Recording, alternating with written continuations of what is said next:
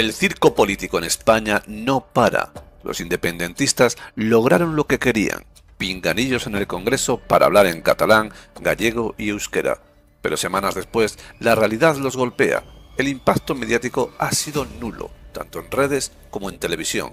Todo ese dinero público malgastado en pinganillos, solo para que al final Rufián termine haciendo sus intervenciones en castellano.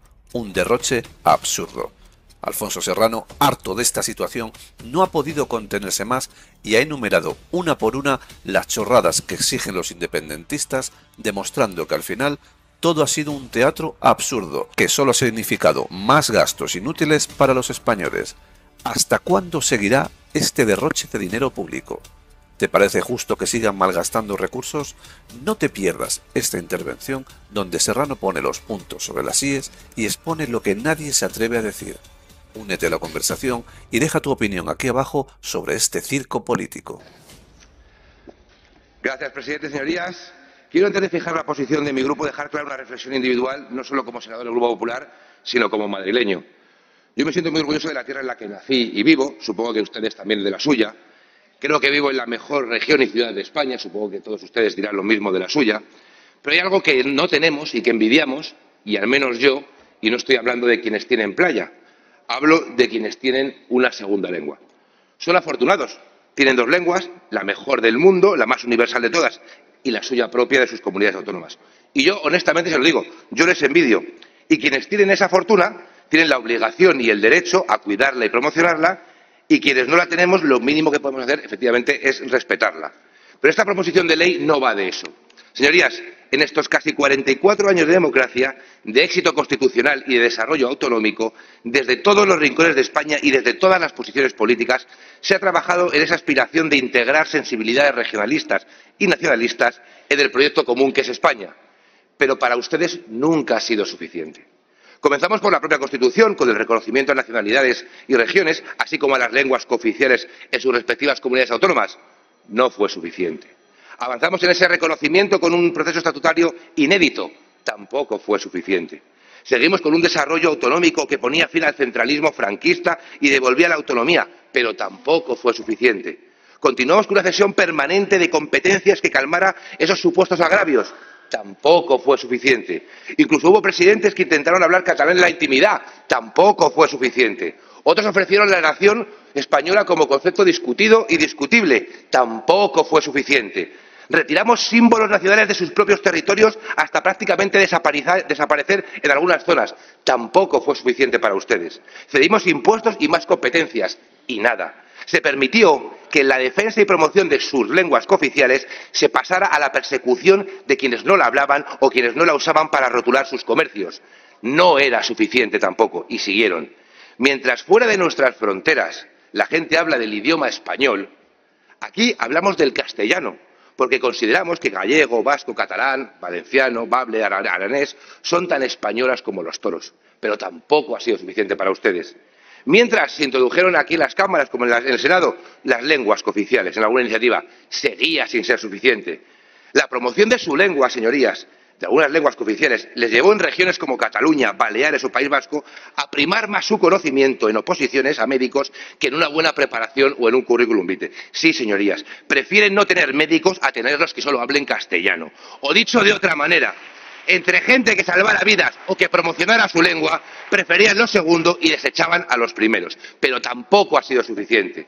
Miren, algunos de ustedes incluso han llegado a dar un golpe de Estado, porque todo lo anterior no les parecía suficiente. Y ahora, incluso después de que un gobierno cobarde, sin principios y que se dedica a sobrevivir, les indultara primero y les amnistiara después, tampoco están satisfechos. Porque, señorías, la realidad de estos años es que nunca era suficiente para ustedes porque nunca han sido leales. Y nunca es suficiente porque nunca serán leales con España. Porque en todo este tiempo de cesiones permanentes, con lengua incluida aquí o en el Congreso, ¿qué ha obtenido España? Y no hablo de la estabilidad del gobierno de turno por un acuerdo. ¿Qué hemos obtenido los españoles? Pues mire, se lo voy a decir en las palabras del historiador y economista catalán Gabriel Tortella, que decía: lo que hemos obtenido los españoles es el desdén y la irritación hacia el resto de España de la que dependían económica y políticamente ustedes. Y, señorías, hay que decírselo, ya está bien. Miren, hoy vuelven aquí con una nueva iniciativa que supone reducir el espacio de la lengua común de todos nosotros, de la lengua que compartimos y de la única lengua que todos los españoles, piensen lo que piensen, tienen el derecho y la obligación de conocer. Yo no sé eso de que la Constitución reconoce que somos un Estado plurinacional donde aparece, dice el señor de Bollum, pero miren, la realidad es que piden respeto, defensa y promoción de sus lenguas propias fuera de sus comunidades autónomas los mismos que desprecian, atacan y arrinconan a la lengua de todos allí donde tienen opciones de gobernar. Hablan de veto en el Senado quienes vetan y amenazan directamente al español allí donde gobiernan. Y es que en todos estos años, desde las instituciones nacionales, hemos hecho mucho más por respetar y promocionar las lenguas cooficiales que ustedes por respetar el castellano allí donde gobiernan. Decía la representante del bloque nacionalista galego, me parecía sorprendente, se ha echado atrás hasta el franquismo, diciendo que el gallego se perseguía desde el franquismo y que todos los gobiernos del Partido Popular lo que han hecho ha sido perseguir y arrinconar el franquismo, pero al mismo tiempo nos dice que hay gallegos que solo saben hablar gallego y que no pueden comunicarse con un médico que solo habla castellano. Oiga, si hemos perseguido el gallego del franquismo, ¿cómo narices hablaba la gente solo gallego a día de hoy? Es un poco, como digo, incoherente. Pero miren, por todo ello yo les adelanto nuestro voto en contra, aunque ya imagino que no es una sorpresa. Pero antes de entrar en las explicaciones prácticas les daré un motivo basado en sus propios argumentos. Ustedes hablan de que esa lengua, de que sus lenguas son parte de su identidad, histórica, real o reinventada. Y por lo tanto, a más catalán, más gallego o euskera, más extienden su identidad. Señorías, guarden silencio, por favor. Pero lo que realmente hacen, lo que realmente buscan, es reducir el espacio de lo común, el espacio del castellano, el espacio de lo que fuera de aquí se llama español. Y es que esa es la meta del nacionalismo excluyente, señorías, que ustedes representan, reducir la identidad española, diluirla.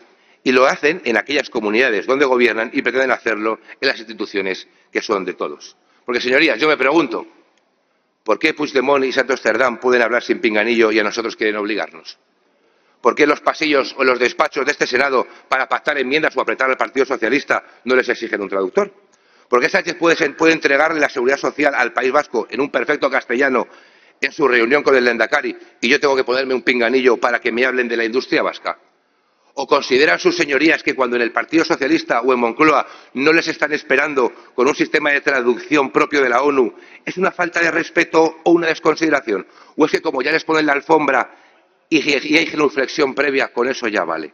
¿O es que no será que es que allí, o aquí, mejor dicho, que aquí hay cámaras y ustedes, algunos, consideran esto no un parlamento, sino un teatro para promocionar sus propias intervenciones? ¿Quieren, como en el Congreso, que hemos sabido recientemente, que se hace una inversión, se reservan traductores para las comisiones porque lo piden ustedes y luego no va nadie y hay traductores ahí hablando a una pared? ¿Para eso lo quieren? Miren, señorías, tenemos un tesoro que es de todos los españoles, una lengua única que no solo sirve para entendernos entre nosotros, sino por cientos de millones en todo el mundo. Es la tercera lengua que más se habla en el mundo y vamos creciendo. El idioma oficial y vehicular en 21 países, la segunda lengua por número de hablantes nativos y el idioma más popular en Internet. Pretenden decirnos que es un avance democrático, que necesita un traductor para entender a un gallego, a un catalán, a un vasco en nuestro país o en esta Cámara, mientras soy capaz de entenderme con mexicanos, argentinos o en cualquier foro internacional con millones y millones de personas. Miren, señorías, y finalmente, decimos no porque este es un debate hipócrita. En el Partido Socialista les van a decir que sí por obligación, no porque sus señorías lo compartan, sino que ahora se ven obligados. Decía el portavoz del Partido Socialista una serie de argumentos y nos los achacaba a nosotros cuando eran los argumentos del propio Partido Socialista hace apenas un año. Pero ya se lo digo, el Partido Socialista votará que sí por obligación y lo hará utilizando y con el máximo respeto a sus lenguas, lo hará per 7 votos. Zazpi botorekin, es decir, por 7 votos. Es por eso por lo único por lo que va a votar el Partido Socialista. Miren, señorías, y voy concluyendo, presidente, para mí es un honor formar parte del Senado de España y veo a gente de todos los partidos políticos comprometidos con sus ideas, sus proyectos y que trabajan honesta y duramente para lograr sus fines, y yo lo respeto. Pero lo de hoy es un ejercicio de hipocresía, porque mientras he visto este trabajo durante los meses, este año que he sido senador, y he visto ese compromiso, he visto cómo estas tristes cajas acaban sin abrir todos los días en la mayor parte de los escaños en que hay un pleno en esta Cámara, solas y sin abrirse. Hoy lo tienen abierto, me parece bien, algunos de ustedes, pero la realidad es que cada vez que ustedes hablan, quienes dicen defender su causa no les escuchan y no se lo ponen. Y no hablo solo de senadores del Partido Popular o del Partido Socialista, hablo de todos en general. Y miren, yo entiendo desde el máximo respeto que el gallego es fácilmente entendible, pero seamos honestos, aquí euskera hablan 2 o 3 como mucho y no veo a todo el mundo con el pinganillo. Y fíjese si es cierto lo que estoy diciendo, que esta misma semana fue noticia que una diputada del Partido Socialista se lo puso. La noticia es que una de 350 lo usó. Y, por lo tanto, lo que digo es que este debate es hipócrita. Así que, señorías, desde el Grupo Parlamentario Popular seguiremos respetando ese fomento y promoción de lenguas como el euskera o el catalán, que son tan nuestras como el PNV o de Esquerra. Pero no nos pidan que, lejos de tender puentes, los rompamos porque la lengua común no es sino el mejor puente de entendimiento. Se entendieron en castellano para la amnistía o el cupo catalán, se entendieron en castellano para lograr prisiones o la seguridad social en el País Vasco. Si cuando les interesa bien que se entienden, yo les invito desde el respeto a su segunda lengua a seguir entendiéndonos, principalmente en la que todos debemos conocer y usar como se viene utilizando en esta Cámara. Es cierto que si no tuviéramos mayoría, y voy terminando, señor presidente, en esta Cámara, y de esta votación dependiera la gobernabilidad del Partido Socialista, ustedes podrían sacarla. Pero no, no somos el Partido Socialista y tampoco les necesitamos. Y ustedes, que siempre hablan de paciencia, de victimismo y de lo que se les debe, yo les digo, llevan años abusando de los españoles y izquierda y derecha han visto cómo todos los gobiernos iban cediendo ante sus demandas y que ustedes pagaban con nuevas deslealtades. Así que usando esa lengua histórica como es el latín, yo les digo, parafraseando a un compañero mío, Cusque tandem abutere, Catilina, patientia nostra. ¿Hasta cuándo abusarán ustedes de nuestra paciencia? Muchas gracias.